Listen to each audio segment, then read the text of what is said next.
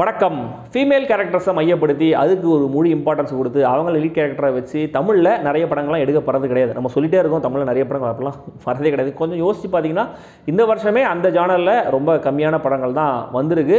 அதனாலேயே என்னமோ அந்த ஜானரில் ஏதாவது ஒரு படம் வந்தால் மக்கள் வந்து கொஞ்சம் அதிக கவனம் கொடுக்க ஆரம்பிச்சாங்க. சரி, இந்த படமாக நல்லாயிருக்கும், இந்த படமாக நல்லாயிருக்கும் மக்கள் எதிர்பார்க்குறாங்க போல இருக்குது. இந்த விஷயத்தை நம்ம இயக்குநர்கள் புரிஞ்சுக்கிட்டாங்களா இல்லையா அப்படிங்கிறது தெரியல. ஸோ இந்த ஃபீமேல் ஓரியன்ட் சப்ஜெக்ட்டுங்கிற ஜானரில் வந்திருக்கிற படம் தான் கண்ணகி. ஒரு ஆந்தாலஜி படம் அப்படிங்கிற மாதிரி சொல்லலாம். ஸோ போன இந்த படத்துக்கு சில ஸ்பெஷல் ஷோஸ்லாம் ஸ்க்ரீன் பண்ணியிருப்பாங்க போல இருக்கு. நிறைய பேர் ரொம்ப பாசிட்டிவாக இந்த படத்தை பாராட்டி ஸ்டேட்டஸ் ஃபேஸ்புக்கில் ட்விட்டர்லாம் ஷேர் பண்ணியிருந்தாங்க. நிறைய ஹைப்லாம் கொடுத்துருந்தாங்க. ஸோ அந்த ஹைப்புக்கு இந்த படம் ஜஸ்டிஃபைடாக இருந்துச்சா இல்லையா அப்படிங்கிறத தெரிஞ்சுக்கிறதுக்கு முன்னாடி சப்ஸ்கிரைப் பண்ணாதவங்க சப்ஸ்கிரைப் பண்ணுங்கள், வீடியோ கீழே கமெண்ட் பண்ணுங்கள், லைக் பண்ணுங்கள், வீடியோவை ஷேர் பண்ணுங்கள். மைல்டு ஸ்பாய்லர்ஸ் இந்த ரிவ்யூவில் இருக்குது, இப்போவே சொல்லிட்டேன்.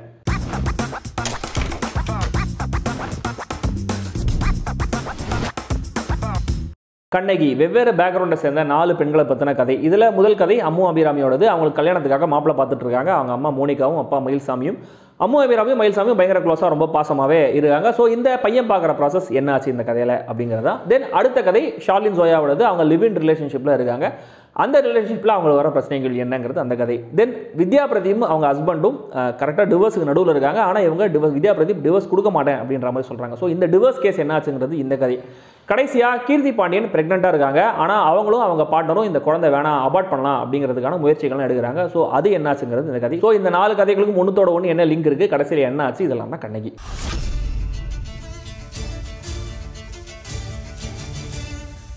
நடிகர்களை பொறுத்த வரைக்கும் அம்மு அபிராமி மயில்சாமி 2 பேருமே அழுத்தமான பர்ஃபார்மன்ஸை கொடுத்துருக்காங்க. முக்கியமாக மறைந்த நடிகர் மயில்சாமிக்கு இந்த படம் ஒரு நல்ல ஹொமாஜன் கூட சொல்லலாம். வித்யா பிரதீப் கீர்த்தி பாண்டியனை பொறுத்த வரைக்கும் அவங்க ஒரு கன்வின்சிங்கான தேவையான நடிப்பை கொடுத்துருந்தாலுமே கூட இன்னும் கூட கொஞ்சம் ஹார்ட் ஃபெல்ட்டாக பெட்டராக இருந்துக்கலாம் தோணுச்சு. Parts of it are better தான் த ஹோல்னு சொல்கிற மாதிரி இந்த படத்துடைய ஒரு சில காட்சிகள், வசனங்கள், சூழல்கள் தர இம்பாக்ட் ஒட்டுமொத்த படமும் தரல.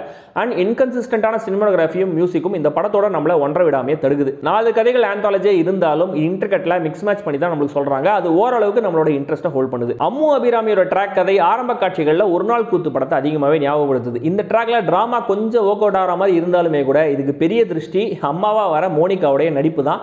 சீரியலே மிஞ்சற அளவுக்கு நடித்து தள்ளியிருக்காங்க. மேடம் நீங்கள் ஒரு டாமினேட்டிங்கான கேரக்டர்னு ப்ரீஃப் பண்ணியிருப்பாங்க போல இருக்குது. ஆனால் பயங்கரமான ஓவர் ஆக்டிங்கே கொடுத்துருக்காங்க.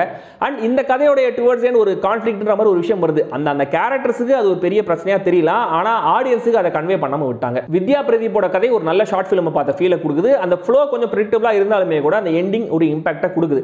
தென் ஷாலின் ஜோயா பயங்கரமாக மாடர்னாக லிவின்ல இருக்கிற ஒரு கேரக்டர். அந்த கேரக்டரோட கதையை பொறுத்த வரைக்கும் அவங்க பண்ணுற விஷயங்கள் எல்லாமே சுற்றி இருக்கிறவங்களை டிஸ்டர்ப் பண்ணுற மாதிரி தான் இருக்குது. அண்ட் அவங்களுமே கூட மோனிகாவோட போட்டி போற அளவுக்கு பயங்கரமான ஓவர் ஆக்டிங் கொடுத்துருக்காங்களா. அதனால அந்த ட்ராக்கோட நம்மளால ஒட்டவே முடியல. இந்த கேரக்டரையும் கிளைமேக்ஸ்ல வந்த ட்விஸ்டையும் வச்சு பார்க்கும்போது அது சுத்தமா சிங்க்ல இல்லவே இல்லை. புரட்சியை எதையோ பண்ணியே ஆகணும்னு எழுதின மாதிரி தான் இருக்கு. இந்த 4 கதைகள்லையுமே கீர்த்தி பாண்டியனுடைய ட்ராக் கதை தான் எனக்கு ரொம்ப ஃபிளாட்டா ஃபீல் ஆச்சு. அதுலயும் டுவர்ட்ஸ் ஒரு விஷயத்தை பண்ணியிருக்காங்க.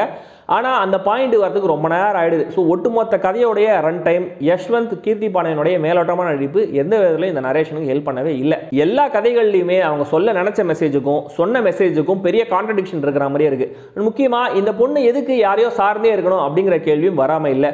அண்ட் படத்துடைய இந்த ட்விஸ்ட்டுங்கிறது நல்லா இருக்குன்னு பாராட்டணும்னு நினைச்சாலுமே கூட கேர் ஆஃப் கஞ்சரபாலம்ங்கிற தெலுங்கு படத்தில் ஆல்ரெடி இதே ட்விஸ்ட் வந்துச்சுங்கிறதுனால அதையும் குறிப்பிட்டு பாராட்ட முடியல. சாரி. மொத்தத்தில் இந்த கண்ணகி நல்ல நோக்கத்தோடு எடுக்கப்பட்டிருக்கிற மற்றும் ஒரு சுமாரான தமிழ் திரைப்படம். கண்டிப்பாக இந்த படம் OTTல வரும்போதோ டிவியில் டெலிகாஸ்ட் ஆகும்போதோ நிறைய பேர் பார்த்து ஃபயர் விடுவாங்க, பாராட்டுவாங்க. அண்ட் இப்போவே இந்த படம் சோஷியல் மீடியாவில் ஹிட்டுங்கிறது குறிப்பிடத்தக்கது. ஆனால் இந்த படம் நான் பார்க்கும்போது அந்த 2.5 மணி நேரம் எனக்கு என்கேஜ் பண்ணுற மாதிரியோ யோசிக்க வைக்கிற மாதிரியோ இல்லை அப்படிங்கிறத விஷயம். பட் ஸ்டில் கண்டிப்பாக இது ஒரு சின்சியரான எஃபர்ட் தான். நல்ல மெசேஜ் இருக்கிற படத்தை பார்க்கணும்னு நினைக்கிறவங்க இந்த படத்தை தியேட்டரில் போய் பார்க்கலாம்.